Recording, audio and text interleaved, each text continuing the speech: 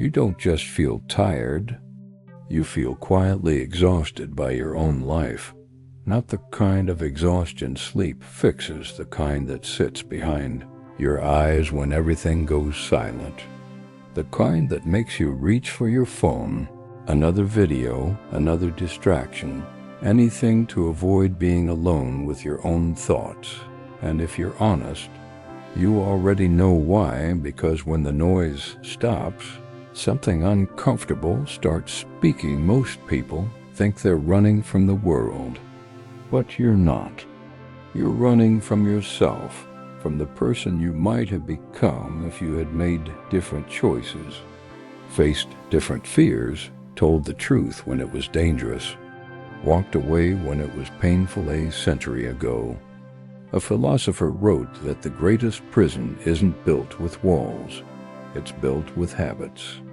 Invisible routines that slowly replace your freedom with comfort.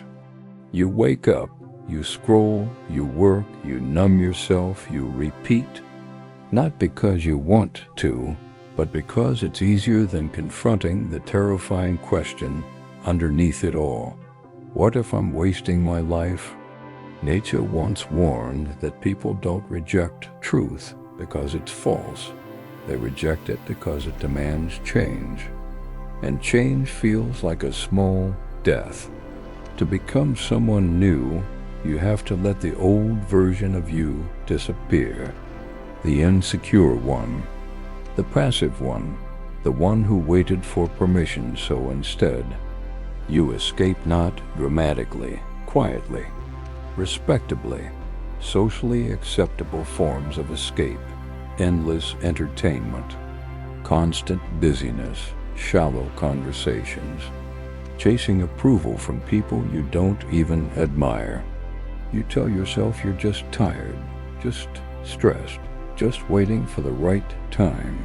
But deep down, you feel a strange sense that your life is happening slightly off course.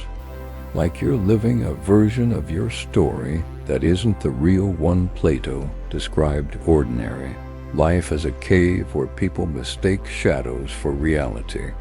But here's the part most people ignore. Leaving the cave hurts. Your eyes burn. The light feels hostile. You doubt yourself.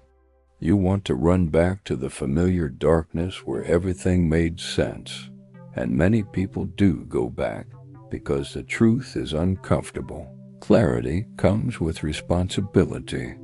Once you see what you're avoiding, you can't pretend you don't see it anymore. A man once spent years complaining about his meaningless job, his draining relationships, his constant anxiety.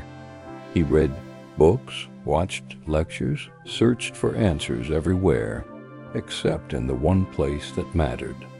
His own decisions. One night, after yet another sleepless spiral of overthinking, he realized something terrifying.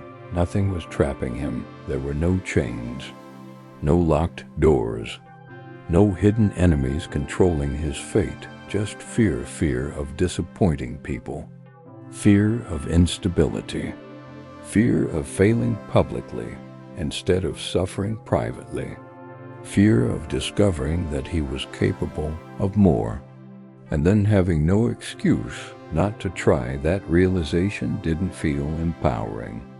It felt devastating because it meant his life wasn't happening to him, he was allowing it. Machiavelli wrote that people prefer the security of misery over the uncertainty of freedom. It sounds harsh, but look around. How many people stay in situations that drain them simply because they're predictable? How many keep playing roles they outgrew years ago? And maybe the most uncomfortable truth of all, part of you benefits from staying stuck because if nothing changes, you never have to risk finding out who you really are if you never try. You never fail if you never speak. You're never rejected if you never leave. You never discover whether something better was possible. Safety becomes a quiet form of self-betrayal. Bonhoeffer. once wrote about the danger of living thoughtlessly, how people can drift into lives they never consciously chose, not through evil intentions, but through passive surrender. One small compromise at a time, one avoided confrontation at a time, one postponed dream at a time, until one day you wake up and feel like a stranger in your own story. That feeling you sometimes get, that this isn't the life you were meant to live, isn't weakness. It's awareness breaking through the surface. Your mind is trying to show you something, but awareness alone isn't comfortable. It creates tension between who you are and who you could be. And most people resolve that tension the easiest way possible, by shrinking their potential until it fits their current life. They convince themselves they don't really want more, that this is enough, that ambition is overrated, that dreams are naive. But the quiet dissatisfaction never fully disappears, because somewhere inside you, there's still a version of yourself that refuses to die. A voice that whispers during quiet moments, late nights, long walks, reminding you that you're capable of more honesty, more courage, more depth than you've allowed yourself to live. Real tragedy isn't that life is short, it's that you can spend most of it half awake, half present, half committed, half alive because you chose to, but because you were never taught how to face yourself without flinching. So, here's the question that changes everything. What are you avoiding that you already know you need to face? Not someday, not when you feel ready. Now, because the life you're waiting for isn't hidden somewhere in the future. It's buried under the conversations you don't want to have, the decisions you don't want to make. The truth you don't want to admit. Freedom doesn't arrive when circumstances change. It arrives when you stop escaping.